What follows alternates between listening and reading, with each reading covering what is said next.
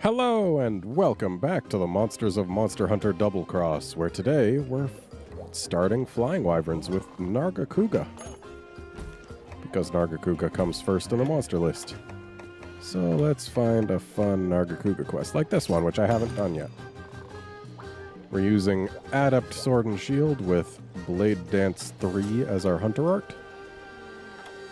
So that'll be a thing. And let's just go for this. Alright, we got insured.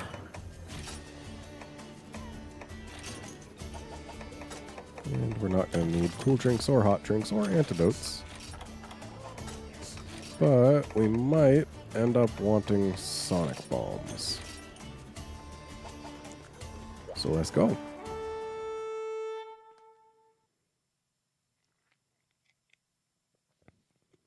Sonic bombs are useful for if you want to piss off a Nargacuga. They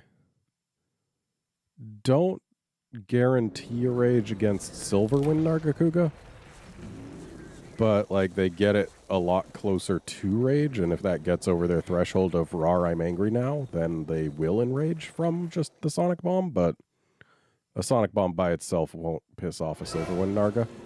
Pretty sure it will piss off a regular Narga by itself, though.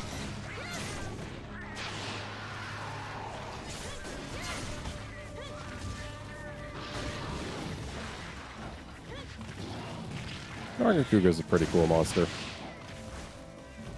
Flagship of Freedom Unite. The second pseudo-wyvern. Well, actually, I guess technically the third, because a Cantor existed before Nargacuga did. Didn't it? Yeah, the Cantor showed up in Portable Second, or Freedom 2 as we know it in the States. So yeah, third pseudo-wyvern, if you count a Cantor as one. Which is to say it's the third wyvern that, or third flying wyvern that walks on all fours. Uses the front limbs, which would otherwise be wings, as arms or legs.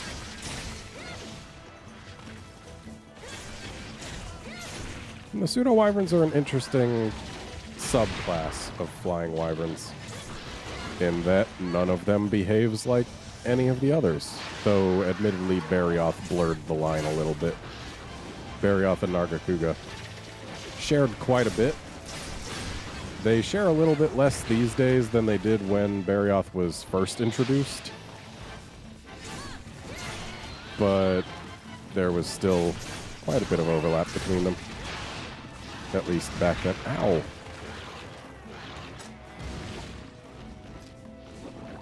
Shame that the ground getting broken up beneath the tail also counts as part of the hitbox for that tail slam. Because otherwise I wouldn't have taken that hit. Of course, Nargacuga has got these really neat eye trails, which it pioneered in the series. Piss the Narga off, you get the eye trails, which help you keep track of it, even when it's moving really quickly.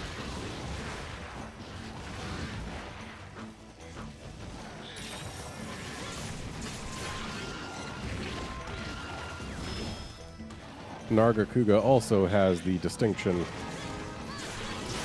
of being the only monster other than Chameleos to, well, not Nargacuga itself, but Lucent Nargacuga. Only monster besides Chameleos to be able to go fully invisible. At least until the Deviant Malfestio showed up.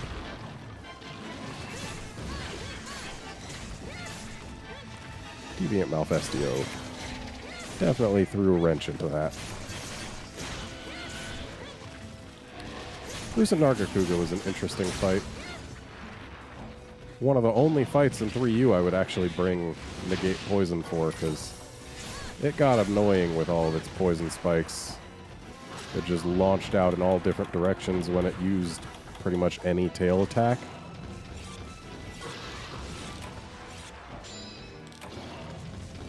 And during those repositioning leaps, like the one this used before coming at me for that tail sweep just then, it would go invisible. So you'd basically have to either make use of target cam, which I didn't, or just make sure you know how far you need to rotate your camera every time it does that, which I did. Because thankfully, even though Nargacuga is fast, it's fairly predictable. Though admittedly in G rank that changes a little bit because it can do double tail slams, which incidentally used to be a thing exclusive to the rare and or subspecies Nargas. Actually, I don't recall whether or not Lucent Narga could do a double tail slam. I know that Green Narga could. It was kind of one of its defining features. So basically this is a Green Nargacuga dipped in black ink, which I guess has gotten rid of the stunning toxin found in Green Nargacuga's tail spikes, because yeah, Green Nargacuga was one of the subspecies that was least differentiated from its main species. Like, yeah, it could do double tail sweeps and double tail slams. But that and the fact that its tail spikes would automatically stun were the only things that actually differentiated it from regular Nargacuga.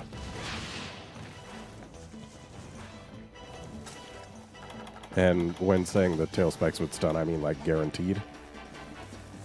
If they hit you, you would be stunned if you were vulnerable to stun. So yeah, it was basically just a Nargacuga that could combo better, for the most part. And what do you know, this G-rank Narga is a Nargacuga that can combo better.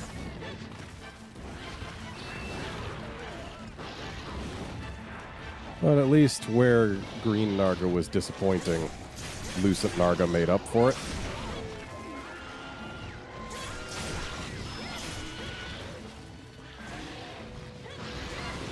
And here we see how using a Sonic on a Narga will piss it off.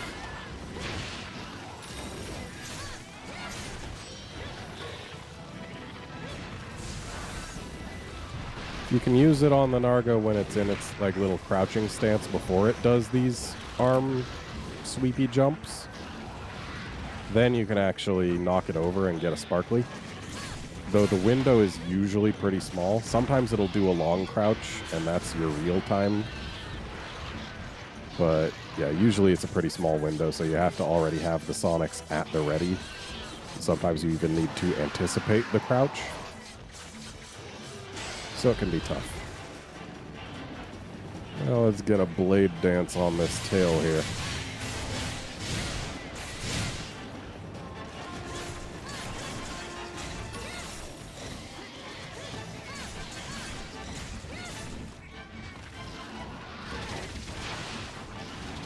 Incidentally, Nargacuga's tail is one of those ones that has some special circumstances that need to be met to be cut.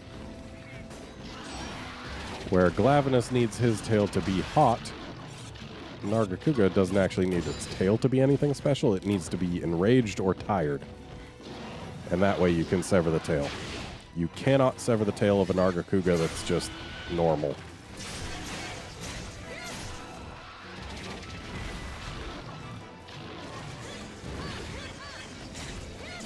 Also, you gotta break the tail before you can sever it, but that's far from unique.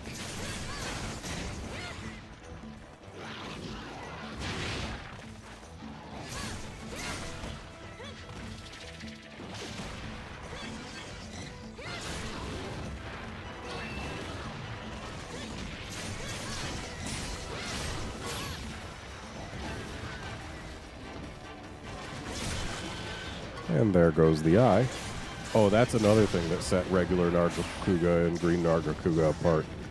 For Green Nargacuga, it would lose the other eye when you broke its face. Which just makes such a huge difference, you know? And wow, when the tail is hyper, that tail sweep comes out fast. Ow. Kind of interesting that the double sweep doesn't get the hyper benefit.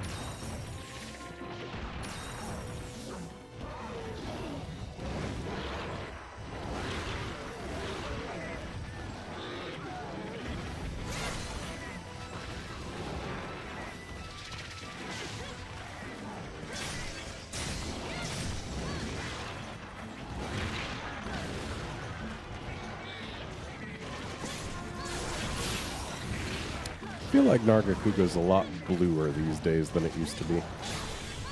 Back in Freedom Unite, I think it was a lot, like, blacker. But honestly, I prefer it with the actual coloration to the fur.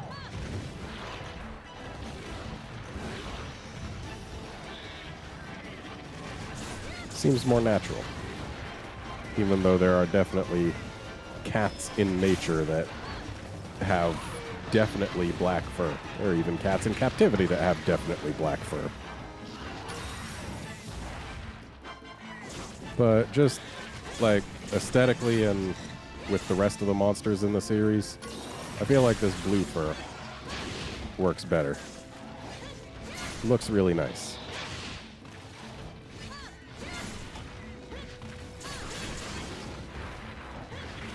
I also find it kind of neat how, like, they gave Nargacuga these blades on its wings.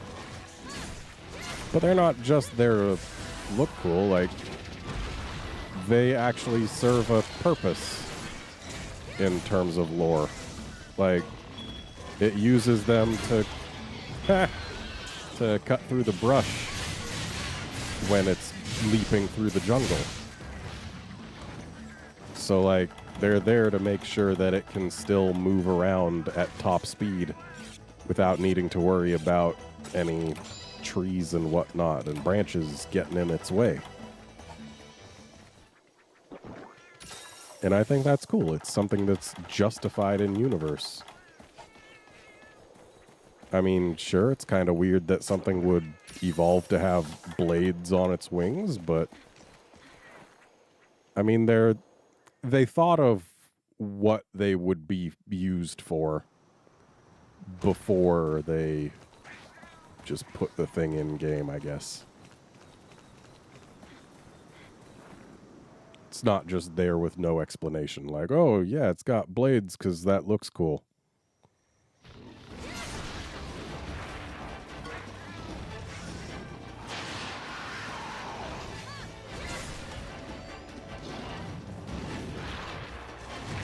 Ow.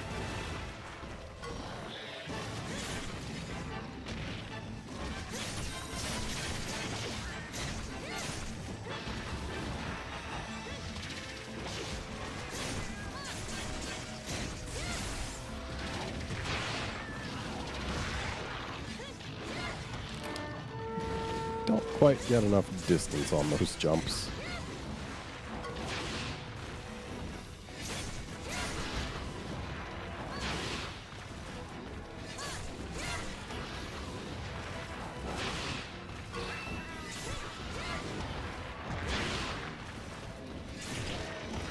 Thanks, Reno.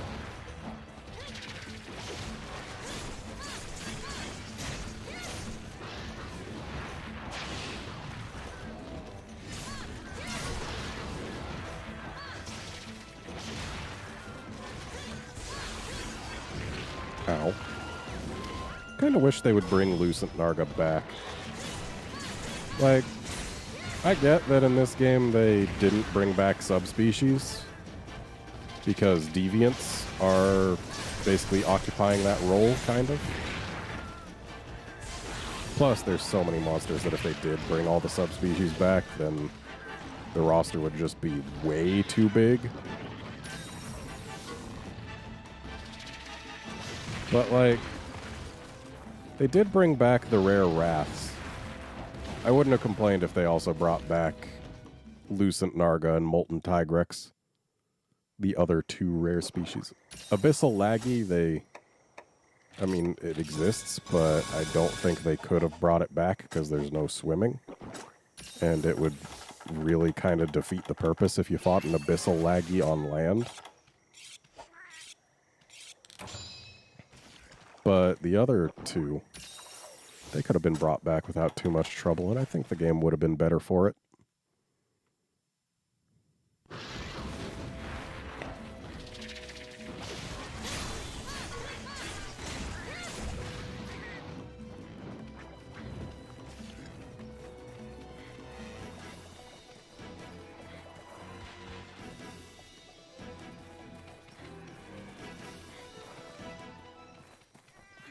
That's this way. Yeah. Honestly, I could have zoomed in the map to find out more easily.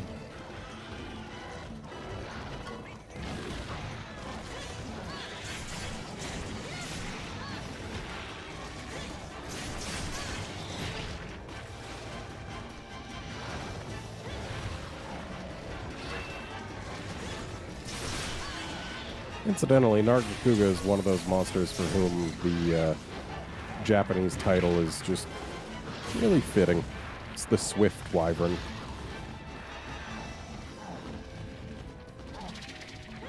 Like, yeah, it works. What else would it be?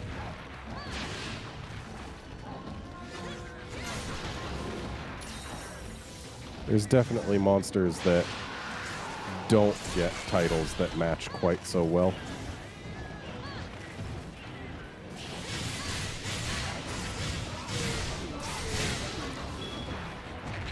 Like,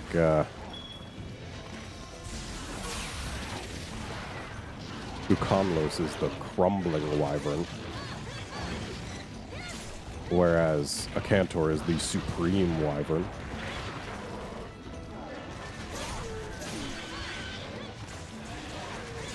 Diablos is the two-horned wyvern, which makes sense, and Monoblos is the one-horned wyvern. Or actually, no, it's Diablos is just the horned wyvern, and Monoblos is the one-horned wyvern. That's what it was. Tigrex is the roaring wyvern. Rathian is the female fire wyvern, and Rathalos is the male fire wyvern. So, like, those also work. Plesioth is the water wyvern, which... Are there other water wyverns besides Plesioth? I mean, I guess... Or no, Leviathans aren't wyverns. So, yeah, are there others? Not that I can think of off the top of my head.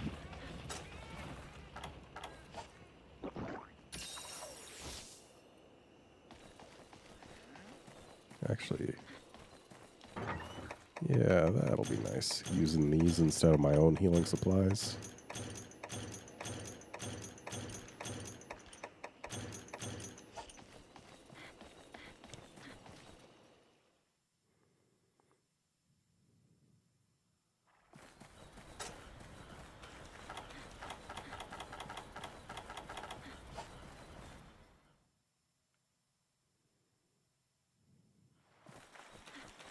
I guess there's actually a lot of monsters for whom their titles just make sense. I mean, that's kind of the point. But there's a handful where it's questionable.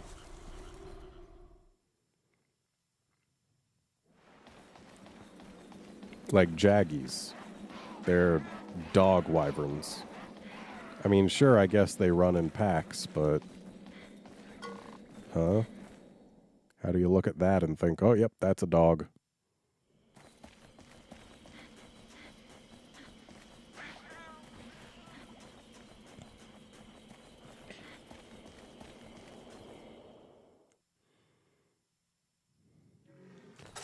Hopefully the Nargacuga won't be far from where we left it. 'Cause otherwise, we're going to have some searching to do.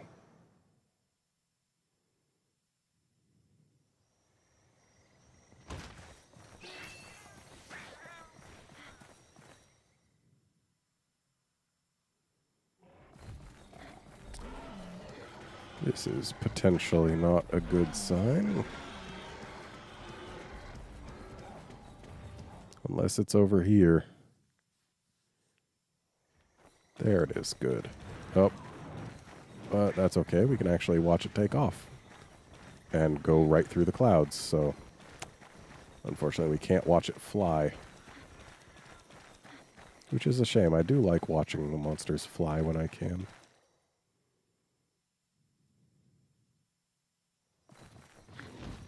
Suck paint, buddy.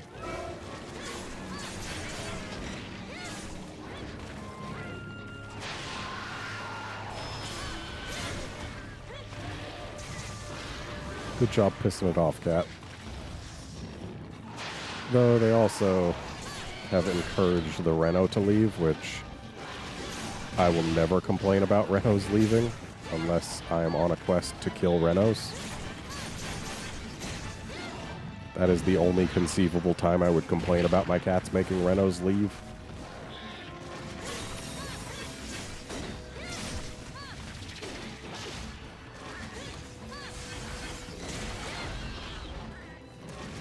Sounds like the other wing got broken. Yep. That is a Narga with 2 broken wings. And this is me sharpening.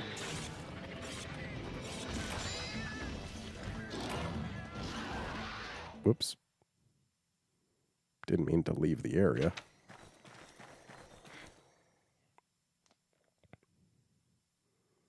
Having the map zoomed in helps a little bit with knowing precisely where the area transitions are, but even then it's not perfectly accurate.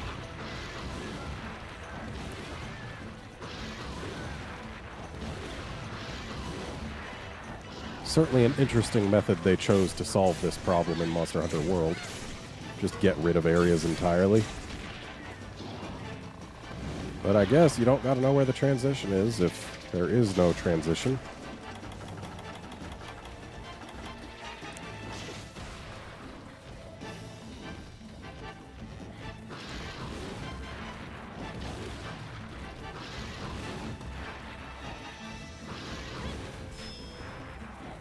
Oh, someone jumped far away. So yeah, that was the stance during which throwing a Sonic would have gotten it to fall over. Unfortunately, it didn't last quite long enough for us.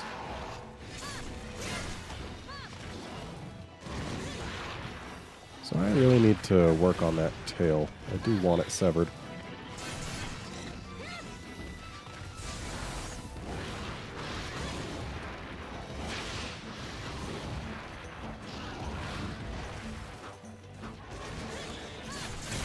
There we go.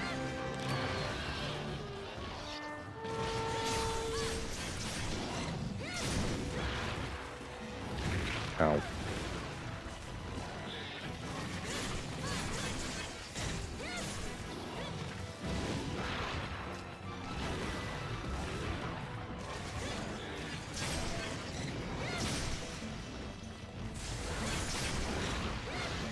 Good. The Reno is dead now.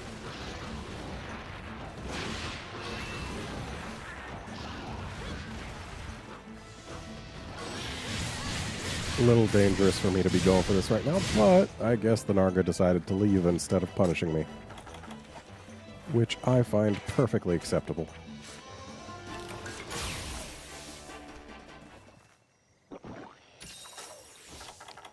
I should make some use of my traps. I did bring them for a reason after all.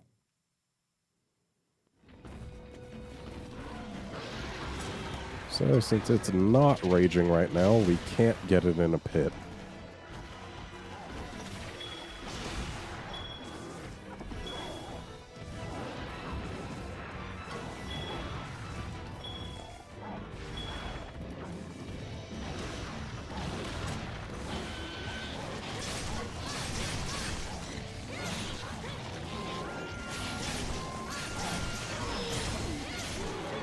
Yep, Narga can only be pitted when it's rage. So, gotta save the pit for a little while later. It's just one of many reasons you always want to bring Sonic Bombs on a Nargacuga quest, especially if it's Capture Quest.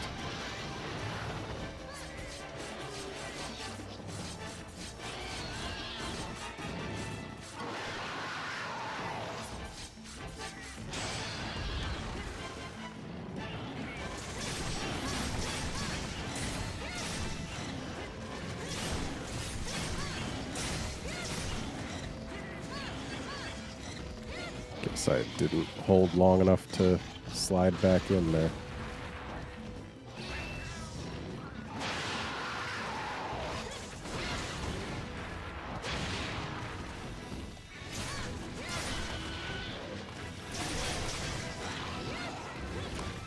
I forgot to bring oils. I only just now realized that. I'm not used to using Sword and Shield. And I'm not at all used to thinking of oils as a thing.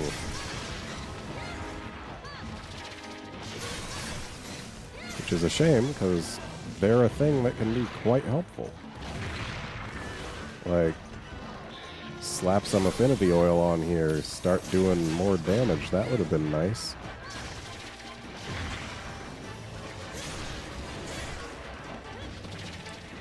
Exhaust oil would have been pointless because this is a hyper monster, but affinity oil and part breaker oil both have their uses.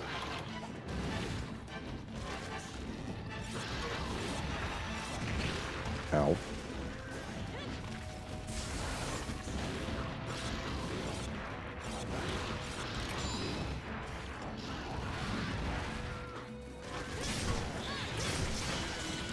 Mind's Eye oil also would have been pretty pointless because Purple Sharp doesn't bounce on anything on a Nargacuga. Oh yeah, the other two oils would have been nice.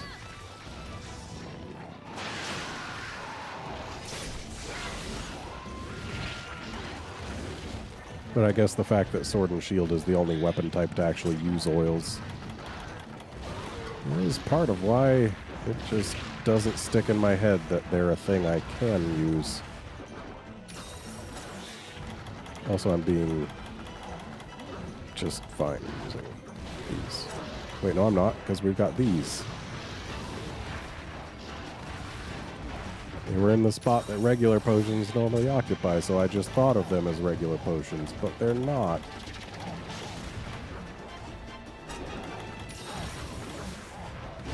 Ow. Ow. These congas need to chill. But unfortunately, that's not a thing congas do. Okay, bye, Narga. Thanks for leaving the congas. I don't like hanging out with congas. They're smelly and aggressive. That's like two bad things.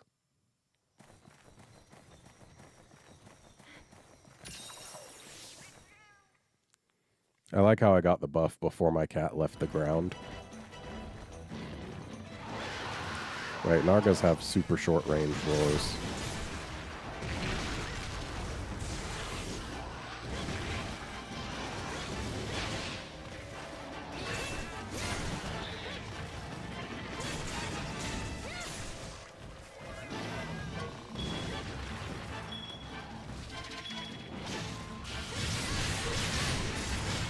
Well, that's a bit of a waste. And that ledge kept me from getting an adept dodge. Because the game decided I should climb it instead of finishing my dodge animation.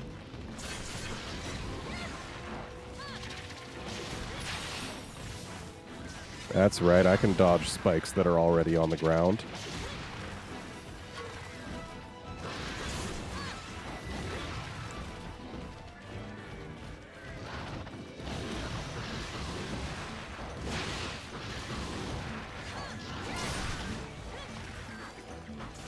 When you dodge stuff that's already on the ground, is that just your character super hamming it up?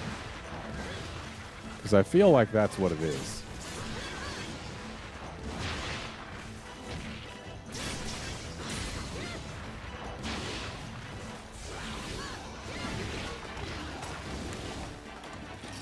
Admittedly, affinity oil wouldn't really be making a difference. Well, not a huge one. Because if we're attacking Narga's face while it's enraged, we do have 90% crit already. That would just become 100. And admittedly, I do like the sound of 100% crit. But mathematically, 100 isn't that much different from 90. And at that point, if we had had these at the ready, we would have been able to get a knockdown.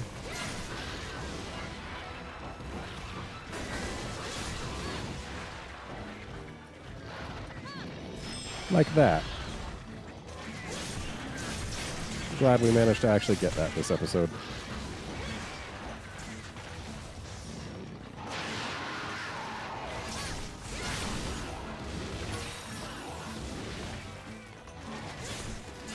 Incidentally, Nargacuga is one of the easiest monsters to just completely avoid damage by dodging. At least when it's doing its tail sweeps. Because you can dodge right through those without any special skills or without adept style or anything like that.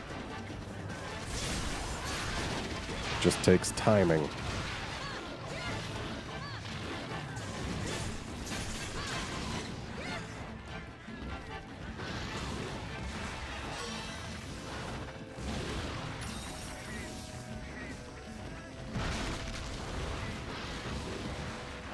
It's a small touch, but I really like how breaking the face and thus destroying an eye gets rid of one of the eye trails. Like, that's not something that they had to do, but it's something that they did do. And I'm glad they did, because it just adds that extra little layer of believability to the proceedings.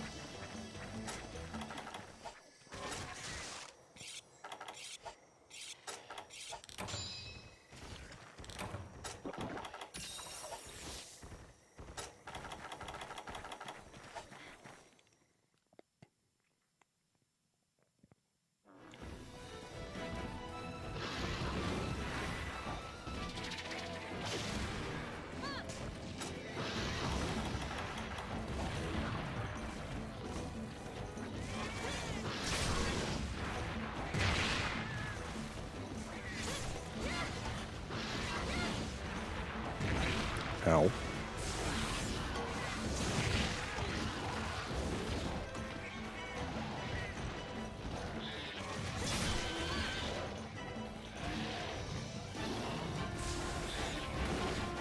So there actually is a bit of a problem with Narga being so easy to... Whoops, potions. A problem with Narga being so easy to dodge without using Adept or anything like that. And it's that if you aren't actually touched by a hurt box during your dodge, you don't get the Adept dodge, which means it's possible to, even as Adept style, dodge through Narga's attacks. Because it's actually got some pretty wide gaps in its hitboxes in certain spots and certain attacks. So it's not a perfect system.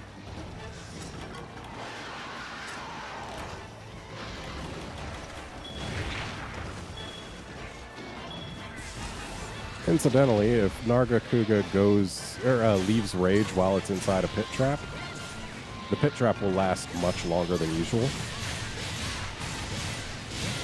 which is neat.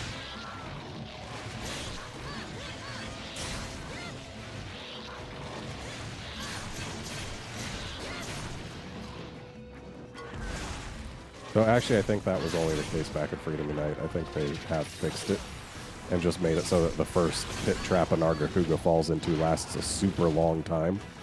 Because that was a pretty long pit. And I know I could have captured the Narga, but I wanted to talk about how the pit lasts longer, and also I want to kill it instead so that we can get a better look at it.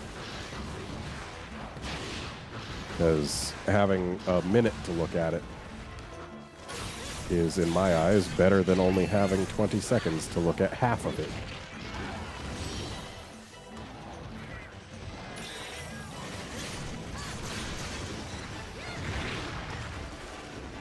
Yeah, where possible, I'm going to make sure that things actually die in this video series. And again, I used my regular Mega Potions. I need to stop doing that. It's wasteful is what it is.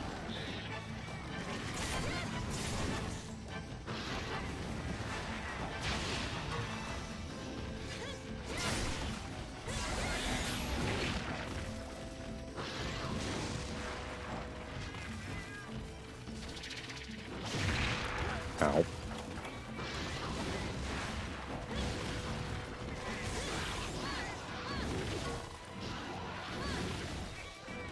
So that first one I'm pretty sure was just me actually dodging it without needing the adept. The second one I'm pretty sure was an elevation thing, preventing me from getting an adept dodge. But either way, I didn't get an adept dodge on either of those sweeps, which was unfortunate.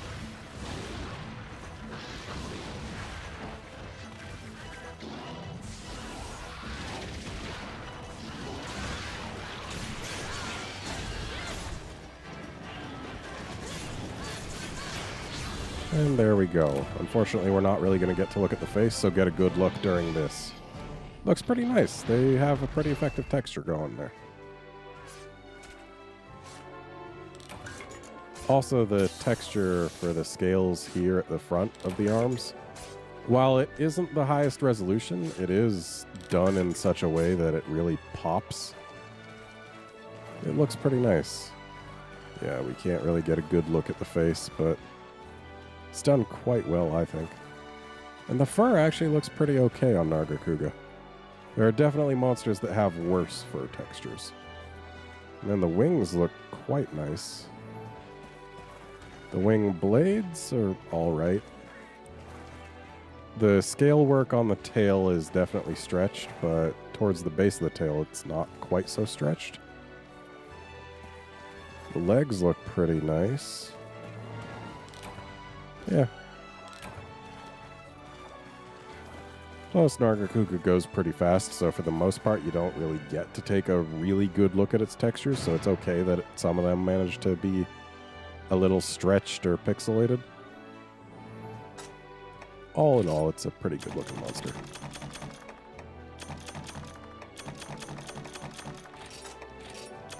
Really strong base design, too. Just like kind of panther mixed with bat kind of thing going on.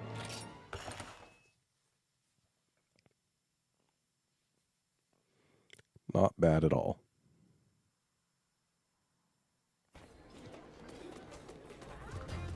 And that is going to be it for this episode. Join us next time when we take on Silverwind Nargacuga.